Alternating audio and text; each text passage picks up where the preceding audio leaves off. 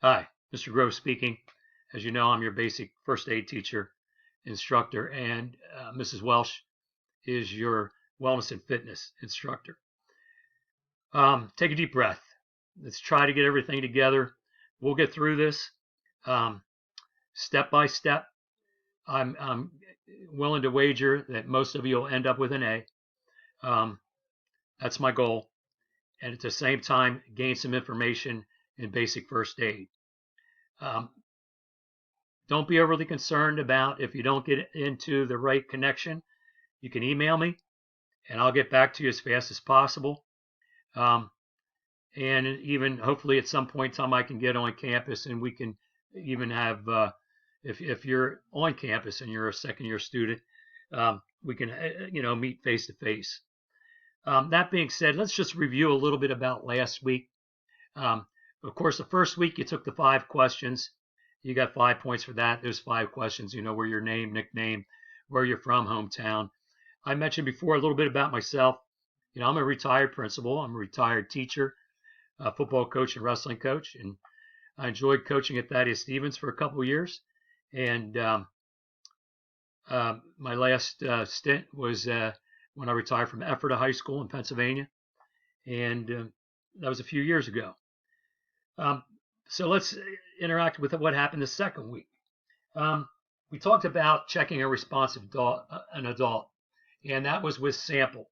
So when you think of sample, and I'm going to put the piece of paper in front, and you can look at the interview person, signs, symptoms, allergies, medications, pertinent medical history, last food or drink, and events leading up to that incident.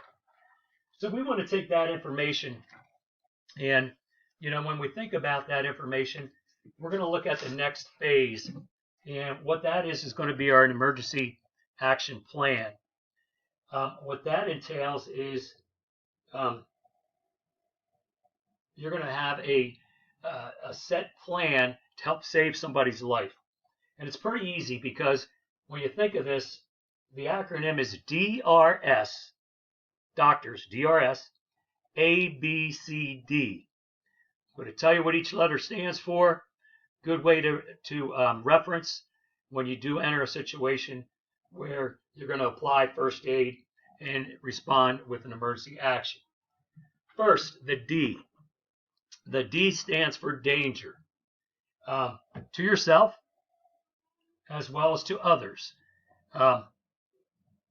Then, obviously, a casualty. So D is for danger. Taking notes, that's great. But again, I think you'll remember this. Doctors, A, B, C, D. The R is for response. I don't want you to go up and grab a person, but you can touch the person, talk to the person or people, and ask them to open their eyes, if they can, or squeeze your hand to see if you do get a response. The third, the S, stands for send for help. Again, call 911, get an ambulance there as soon as possible.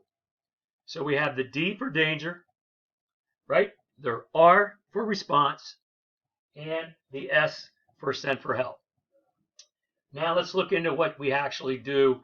We're going to learn through this unit is the A. The A stands for airway.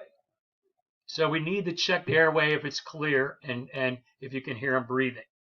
So the A stands for airway. We'll dwell on that. We're going to have a number of units dealing with CPR and dealing with choking and obstructions in the airway. When you think of the B, you'll put your ear to the person's mouth. Do not touch them. Don't move their head or neck. Just to hear. And you can also look at the chest to see if you can visually see the person's chest expanding. But again, when you put your ear towards their mouth, you may be able to hear them breathing. The C, of course, stands for CPR. We will go through a number. I have a mini Annie here at home. We'll go through some instruction. Unfortunately, we won't be able to get to use the Annies together. But that being said, you start CPR when that is, coronary pulmonary resuscitation. But when you think about that, you only start CPR when you don't see any visible signs of life. So you will start with your 2 breaths, 30 compressions. We'll be singing "Staying Alive, Staying Alive," and going to that beat. The defibrillator is the D. If you've been on campus, you walk into the Mac building and you go down to the gymnasium, you'll see the defibrillator will be in a case on the left side. It's an AED. Okay, so when we think about CPR, we also think about that defibrillator. So these are the things that we'll be talking about through the unit. But today, what I wanted to emphasize again is emergency action plan. Remember, I'll put this paper up one more time. And what that stands for is danger, response, send for help, airway, breathing,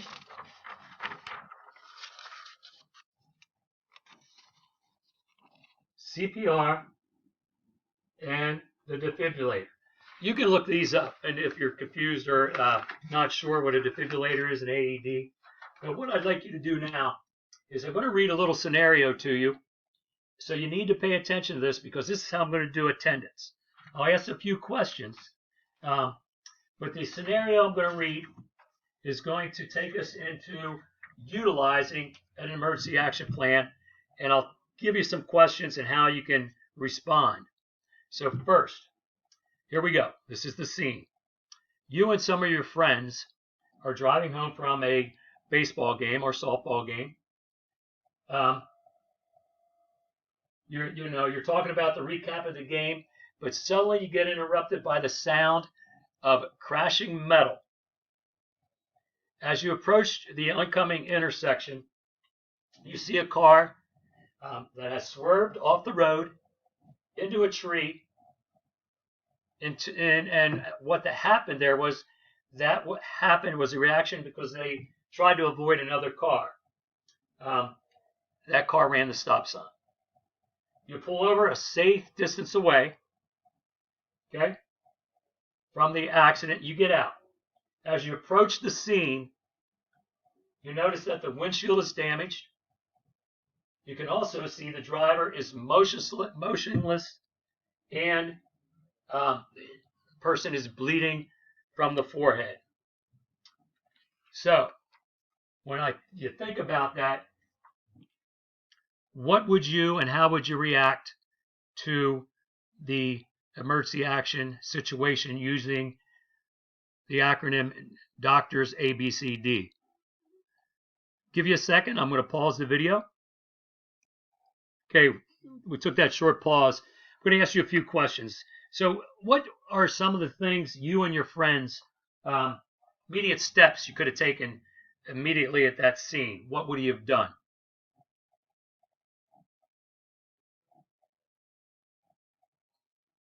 Okay, so, and again, I know some people have fear and are stressed. You see blood, or you have the fear of, doing something wrong.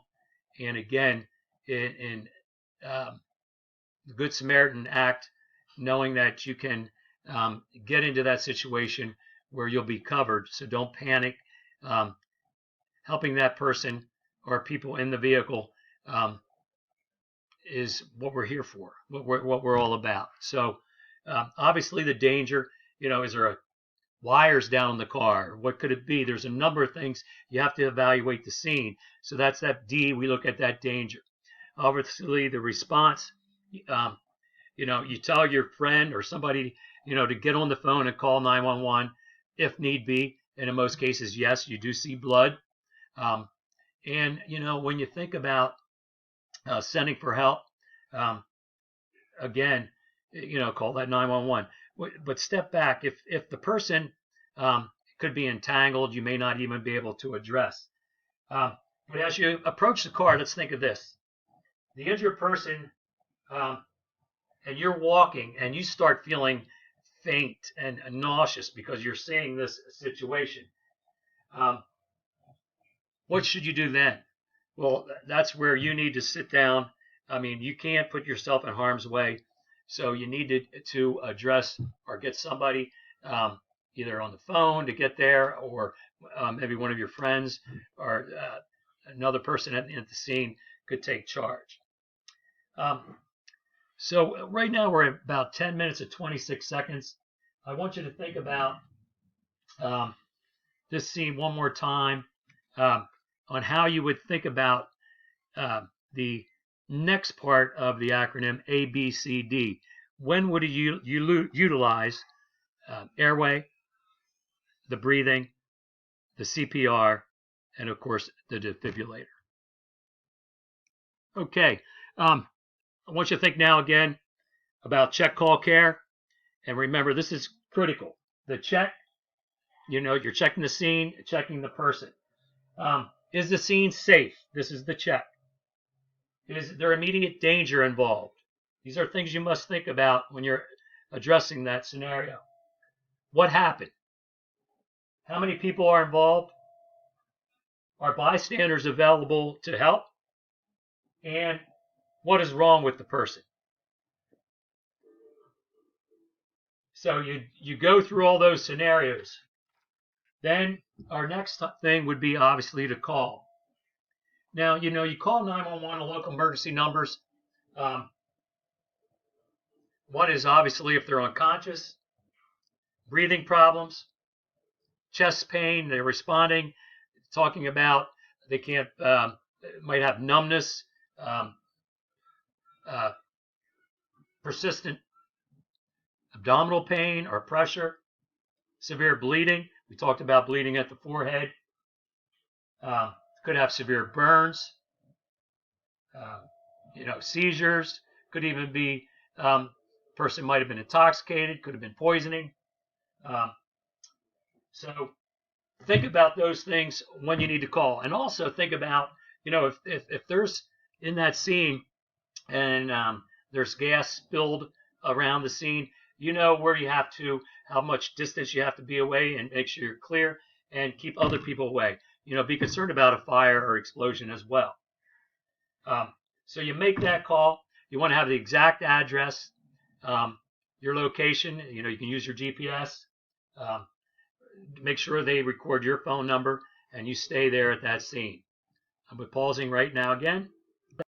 Okay, now you have some basic information. I'm going to attach a video with this to watch, but also there will be a matching, and I'll hopefully do better than I did last time with the matching.